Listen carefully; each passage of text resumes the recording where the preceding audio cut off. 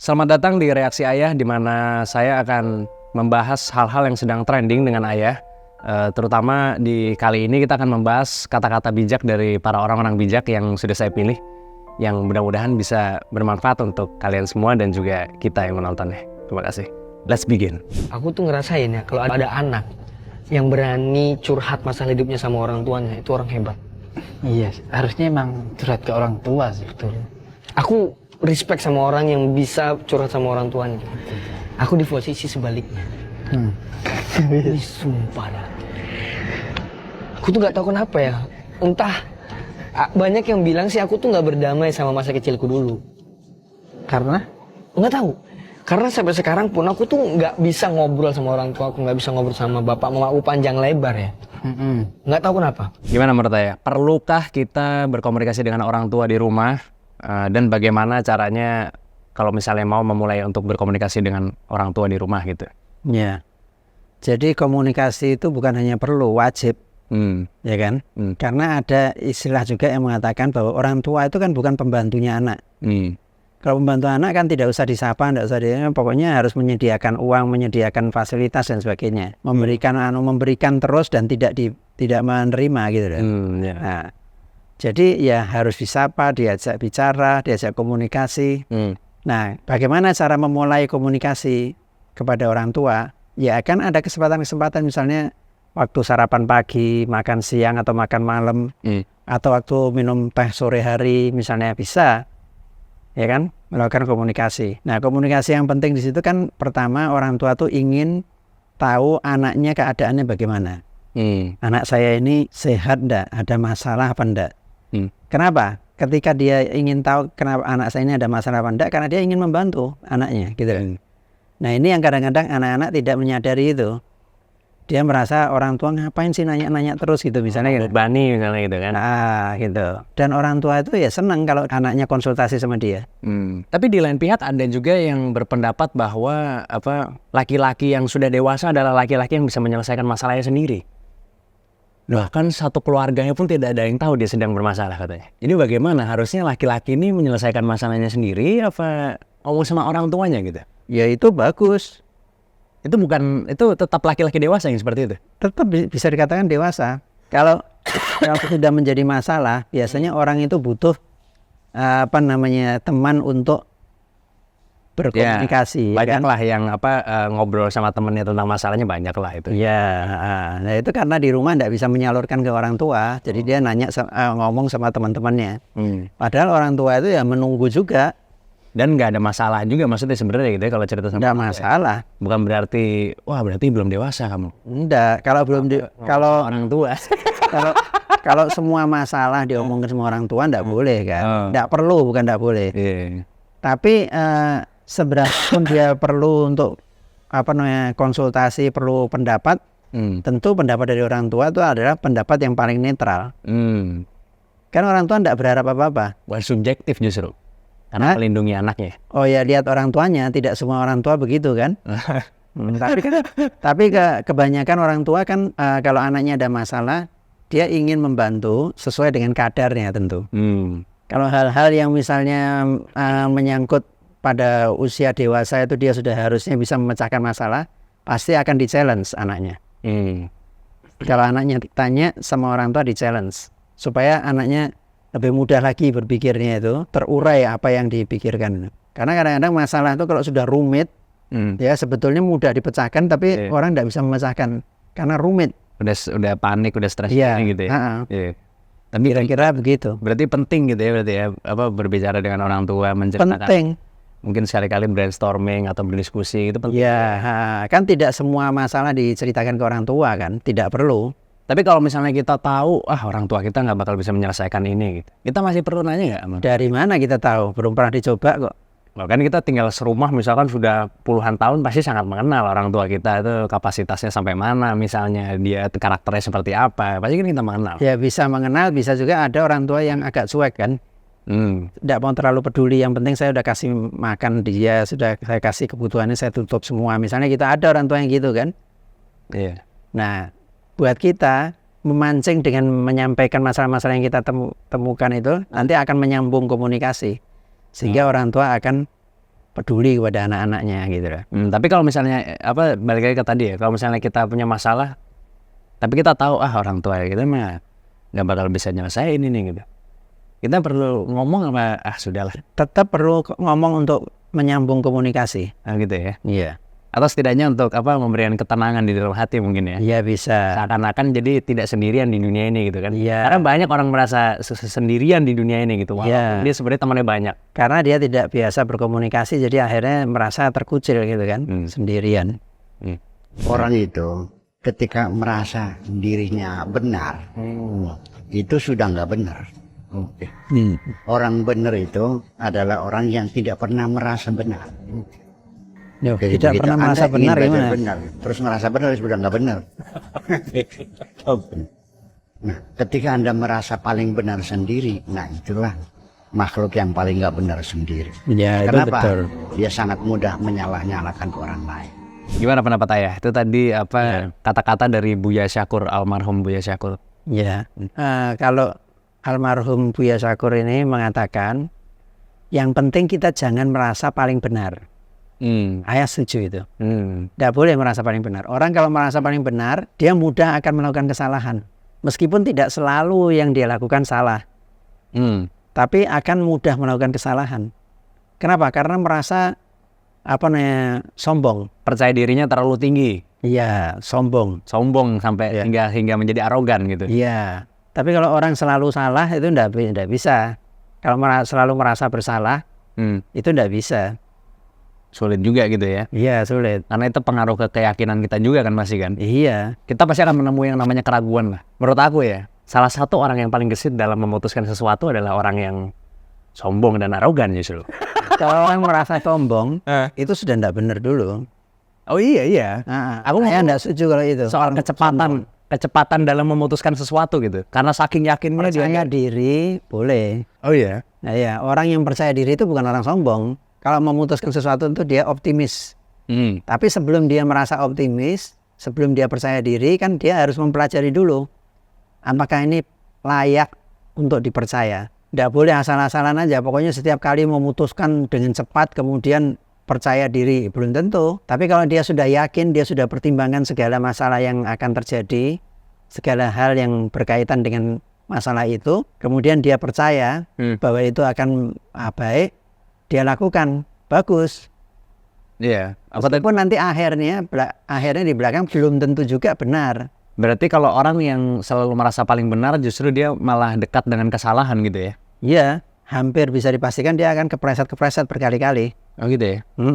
Karena emang aku juga sering juga sih menemui orang maksudnya yang dia seakan-akan berprinsip keras gitu. Ini tidak mungkin saya begini. Iya. Berapa bulan kemudian dia begitu gitu kan. Itu aku menemui sering. Apalagi kalau mengkritik orang. Ya kan, jadi ada orang yang salah dikritik secara keras oleh orang itu, maka orang itu ada kemungkinan suatu hari akan berbuat kesalahan yang sama. Makanya emang aku nggak begitu seneng untuk berkata sesuatu yang definite gitu, yang wah ini pasti 100% begini nih, yang lain salah besar, 0 besar yang lain. Itu aku agak menghindari tuh ngomong-ngomong begitu, karena kalau nggak ada sedikit ruang aja yang kita sisakan gitu, kita nggak akan berkembang gitu nanti. Iya. Kita selesai di situ berarti tandanya, karena udah seperti yang dikatakan Buya Syakur itu. Iya. Karena tandanya kita adalah gelas yang sudah penuh gitu kan. Iya. Nggak ada kosongnya sedikit pun, nggak bisa diisi lagi dan nggak bisa berkembang lagi berarti. Dan orang yang begitu itu, yang merasa paling benar itu gampang kecewa. Oh iya. Karena dia udah berjuang mati-matian, ternyata dia menemukan, waduh ternyata salah gitu ya. Itu dia terpukul sekali. Karena dia merasa paling benar, ternyata salah. Itu dia terpukul sekali gitu. Maka orang tidak boleh seperti itu. Salah satu hal menyedihkan untuk menjadi lelaki di negeri ini adalah kita seringkali tidak boleh terlihat lemah. Iya, kita dipaksa untuk selalu kuat, untuk menyembunyikan masalah sampai akhirnya meledak sendiri. Lelaki tidak boleh terlihat lemah. Ekspektasi dari masyarakat dunia sih sebenarnya, yang bukan negeri ini aja. Iya. Kata Firsa Besar. Gimana menurut saya? Tapi budaya kita juga laki-laki itu tidak boleh menangis misalnya, ya kan? Nah, tidak boleh tampak lemah. Apapun yang terjadi dia harus tabah, misalnya gitu kan? Nah, itu memang beban buat orang laki. Budaya kita itu laki-laki itu kan di depan. Pemimpin dia. Di dalam rumah ya, dalam rumah tangga. Dia sebagai pemimpinnya. Jadi dia dituntut untuk kuat. Untuk berani menghadapi persoalan, bahkan lebih kejamnya lagi tidak boleh menangis misalnya gitu. Padahal sebetulnya menangis itu adalah salah satu pintu untuk melepas kekesalan dalam hati kan. Dan kekesalan itu bisa dialami oleh semua termasuk laki-laki. Bisa kesal di tempat kerja, bisa kesal dengan hubungan sosial dengan orang lain, atau juga kesal di rumah, ya kan? Nah, ya tak rasa itu hal yang memang berat buat masyarakat kita. Kalau kamu memang kesal ya keluarkan kekesalanmu itu dengan menangis misalnya atau apa, atau mungkin teriak misalnya gitu kan. Kalau orang Barat kan begitu. Tapi kalau agama kita sendiri juga sebenarnya nggak boleh kan menangis sampai berlebihan gitu ya nggak sih? Oh, menangis berlebihan enggak Ya, kan? boleh memang. Baik laki-laki maupun perempuan sama aja. Iya, itu perempuan juga nggak boleh ya? Iya, ini kan temanya tadi masalah bedain laki dan perempuan. Dan laki doang itu, perempuan juga nggak boleh ya? Ya sama, enggak boleh. Tapi di dalam agama kita kan orang itu dibolehkan menangis, tapi enggak boleh terlalu berlebihan. Kenapa? Karena kita yakin semua kejadian ini di bumi ini atas kehendak Allah. Oleh karena itu yakinlah bahwa apa yang Allah kehendaki itu akan ada baiknya. Kalau tidak sekarang mungkin nanti. Nah, kita kalau menerima sesuatu yang tidak berkenan di hati kita, kita suruh ridho. Ya kan, ridho dengan apa yang Allah berikan tuh. Dengan ridho itu maka kita akan lebih ringan di dalam hati kita. Pertama itu. Dan kedua kali juga dengan ridho itu Allah akan mudah memberikan pertolongan pada kita. Akan cepat memberikan pertolongan. Gitu. Makanya ada filosof itu yang bilang cinta itu menjagaku dari menyakiti, bahkan termasuk dari diriku sendiri. Dari diri. Ya. Kalau kehadiranku membuatmu sakit, aku akan minggir. Karena aku hanya ingin engkau bahagia. Nah, itu cinta. Gimana menurut saya? Cinta itu menjagaku dari menyakitimu. Bahkan ketika itu adalah diriku sendiri, aku siap minggir demi kebahagiaanmu gitu. Gimana menurut saya? Iya, jadi cinta itu adalah pengorbanan. Jadi orang jangan berpikir bahwa cinta itu penuh dengan kebahagiaan. Tidak. Cinta itu memang pengorbanan. Oh gitu ya? Orang bisa mengatakan bahwa saya mencintai dia, berarti saya harus berkorban untuk dia. Pasti itu. Menyakitkan, memang menyakitkan. Jadi orang kalau melihat bahwa cinta itu sepertinya indah, enggak. Cinta itu justru lebih menyakitkan. Oh gitu ya? Iya, ini adalah buku-buku filsafat tidak dibahas masalah ini. Bahwa orang itu jangan berpikir bahwa cinta itu menuntut dari pasangan yang tidak bisa. Ketika Anda menuntut berarti Anda tidak cinta. Cinta itu memberi, ya kan? Jadi ya kadang-kadang menyakitkan. Jadi berarti kalau misalnya kita cinta sama orang tapi kita merasa kayaknya kalau ada saya malah memberatkan dia, saya mundur aja. Itu cinta juga ya? Iya, itu salah satu bukti. Tapi kalau cinta kenapa meninggalkan misalnya gitu kan? Meninggalkan ketika orang itu merasa bahwa dengan keberadaan kita dia menjadi tidak nyaman atau apa gitu kan. Tapi kan orang cinta itu adalah timbal balik kan. Yang bisa memelihara orang untuk tetap saling menyintai itu adalah timbal balik. Oh iya betul sih. Kadang-kadang sana berkorban, kadang-kadang di sini berkorban. Nah itu akan tetap bisa bersama. Ketika orang itu bilang cinta tapi hanya menuntut aja, ya itu bukan cinta namanya. Gitu ya. Dan ini bisa aja membuat orang menjadi terpisah. Kalau tidak ada timbal balik, lama-lama capek juga gitu ya. Iya pasti. Masa saya suruh memberi terus ya tidak bisa gitu loh. Saya memberi tapi suatu ketika di sana memberi kepada saya gitu. Berarti nggak ada ya cinta bertepuk sebelah tangan ya, karena kan untuk cinta dijaga itu harus ada timbal baliknya kan? Ya bisa aja bertepuk sebelah tangan kalau cintanya tidak berbalas. Iya, jadi misalnya seseorang si A mencintai X, ya kan? Nah tapi dia tidak terbalas, jadi X ini tidak merasa bahwa itu orang yang perlu saya cintai. Tidak merasa begitu, maka ya itu cinta bertepuk sebelah tangan itu. Tapi terus sampai bertahun-tahun gitu. Ada yang begitu. Oh bisa begitu gitu maksudnya. Kan katanya harus ada timbal balik tadi katanya. Ya itu ada pengorbanan besar dari salah satu pihak. Ya pasti dari yang ngejar itu ya, yang berkorban besar lah. Ya belum tentu. Oh gitu ya? Bisa dari salah satu pihak itu ada yang pengorbanannya besar. Nah kalau mereka sama-sama merasa nyaman dengan begitu ya bisa aja. Ada orang yang begitu. Apabila kita mencintai seorang wanita, tapi kemudian wanita itu belum menerima kita, apakah perlu diperjuangkan? Apabila wanita itu wanita yang solihah, apabila dia adalah calon ibu yang baik untuk calon anak-anak kita, dan kita melihat ketaatannya kepada Allah, maka sangat-sangat perlu diperjuangkan. Tapi ingat, memperjuangkannya jangan sampai terkesan memaksa. Karena laki-laki itu boleh memilih, dan wanita berhak menolak. Gimana menurut Ayah? Ya, boleh aja diperjuangkan kalau itu memang orang yang istimewa dalam kalkulasi kita, ya kan? Asal Tapi memaksa tidak boleh. Ya. Nah, orang yang istimewa gimana menurut Ustadz ini? Ya kan?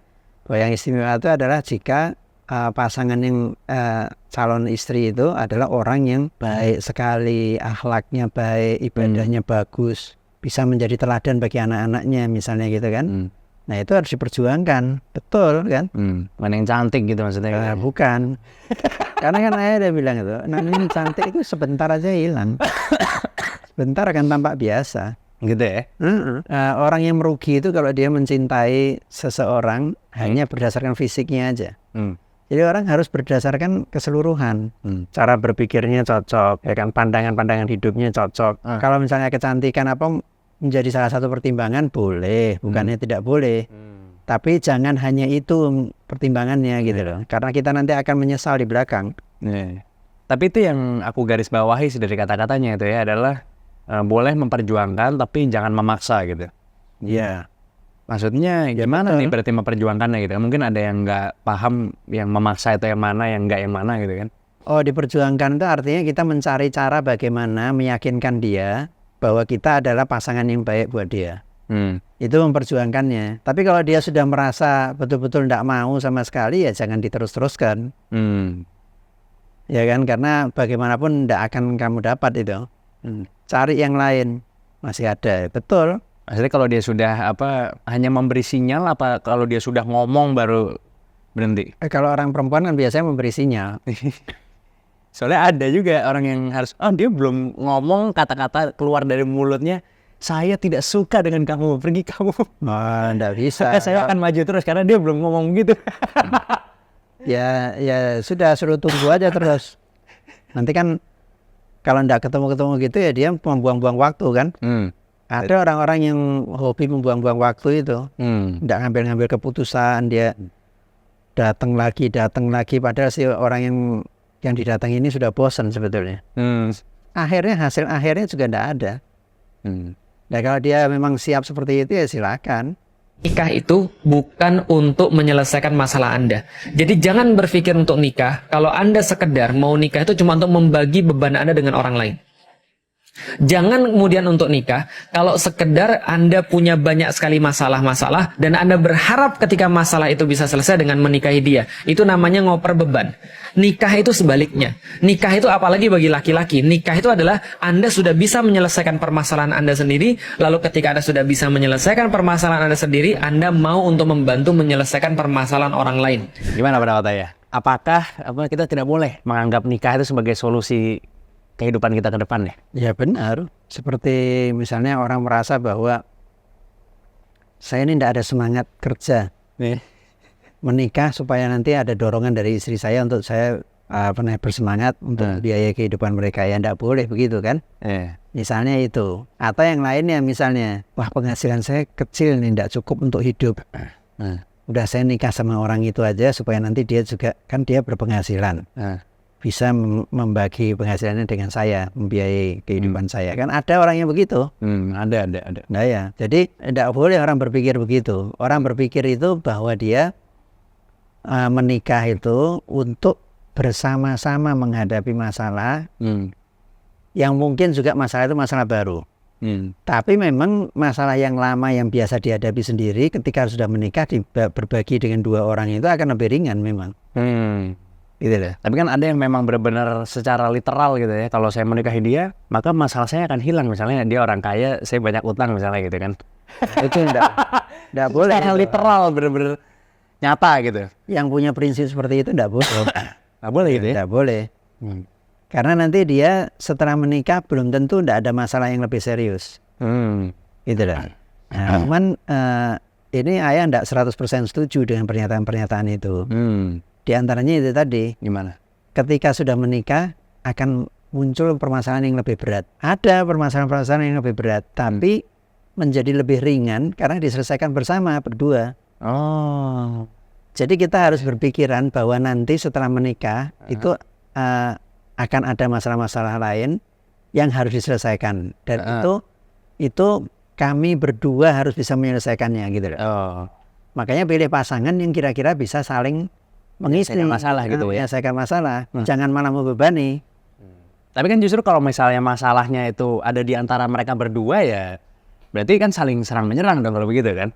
Ya, Semakin sulit diselesaikan. ya tapi kalau namanya orang menikah karena cinta, ya kan, kemudian sadar bahwa dia sudah menjadi satu sebagai suami istri, maka tugas masing-masing kan saling membantu. Bukan saling membebani, bukan, tapi saling membantu. Dan itu akan bisa meringankan beban kehidupan. Ya mungkin itu yang orang banyak pikirkan ketika dia ada masalah. Kayaknya saya kerjanya nggak jelas nih, kalau saya punya istri saya kayaknya akan lebih semangat. Nah itu tidak boleh kalau menyangkut masalah nilai diri, itu tidak boleh. Itu tanggung jawab masing-masing. Semangat kurang ya harus dibikin kuat dulu, karena dia akan mendapat tanggung jawab yang lebih berat ketika dia menikah. Soalnya takutnya ternyata pas menikah semangatnya sama aja gitu. Takutnya begitu ya. Sehingga dia kecewa. Iya. Atau malah menurun. Ya, atau malah kadang-kadang istrinya memberi beban masalah lagi. Nah iya. Jadi makin berat. Makanya pada waktu memilih pasangan hidup, ya baik istri maupun suami sama aja. Dalam memilih pasangan hidup harus berpikir bahwa ke depan saya akan menghadapi masalah yang lebih berat. Jadi saya harus memilih pasangan yang tepat. Sehingga bisa menjadi lebih ringan. Iya gitu. Mapan dulu atau nikah dulu? Pokoknya kalau nikah ketemu jodohnya, nggak punya apa-apa pun nggak menjadi soal. Kita menjadi mapan, bekerja sama, transparansi antara suami dan istri. Dan kita berencanakan bersama. Saya alami sendiri. Kita banyak pria-pria yang naksir. Saya termasuk dengan pria-pria lain nggak ada artinya. Jadi kalau menurut almarhum Pak B.J. Habibie, katanya nikah dulu baru mapan katanya. Pendapat ayah gimana? Ya bisa aja seperti itu. Gitu ya? Nah, ayah dulu ngalami juga itu. Gitu ya? Waktu pertama nikah tuh enggak punya apa-apa sama sekali. Tapi akhirnya ya berhasil menjalani kehidupan bersama-sama, memecahkan masalah bersama-sama. Tapi dengan syarat itu tadi. Apa? Pada waktu mau menikah itu memilih orang yang tepat. Oh gitu ya? Kalau kamu tidak memilih orang yang tepat ya kamu bisa jadi beban malahan. Beban gimana maksudnya? Ya ada pasangan hidup itu yang malah menjadi beban untuk pasangannya gitu kan.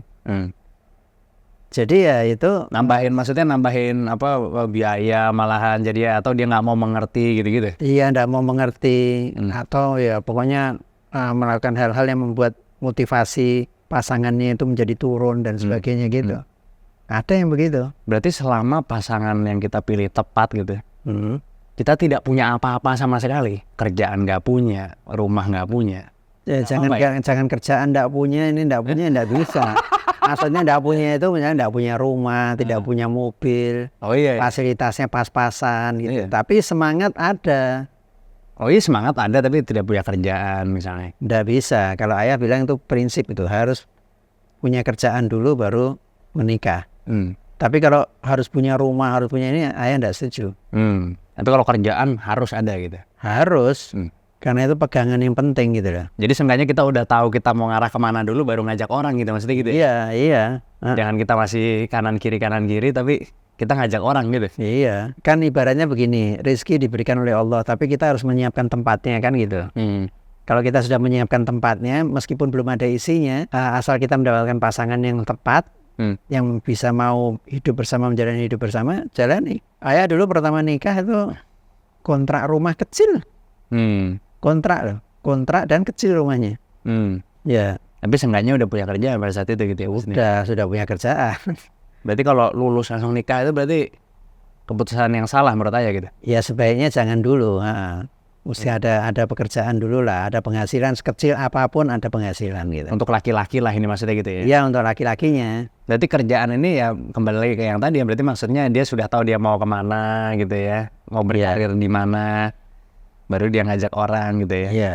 Dia sudah tahu apa yang mau dikerjakan, profesi apa yang mau ditekuni sama dia gitu loh. Maka dari itu carilah dulu pekerjaan untuk membuktikan, setidaknya untuk membuktikan kepada diri sendiri bahwa saya bisa bertanggung jawab kepada diri saya sendiri gitu. Iya. Maka dari itu saya jadi percaya diri untuk menanggung anak orang. Iya. Iya betul. Karena kamu harus menghidupi orang lain kan. Itu kewajiban kamu itu. Dalam agama kan wajib hukumnya. Suami menghidupi istrinya. Meskipun dengan sesederhana apapun, tidak boleh nunggu, wah mesti harus begini, tidak usah. Pokoknya sudah ada rezeki yang bisa untuk menghidupi 2 orang. Bismillah, jalankan. Jadi tinggal niat baik dan Orang tua selalu mendoakan. Jangan lupa karena rezeki itu bisa datang dari mana-mana. Dan orang tua itu doanya tembus 7 lapis langit.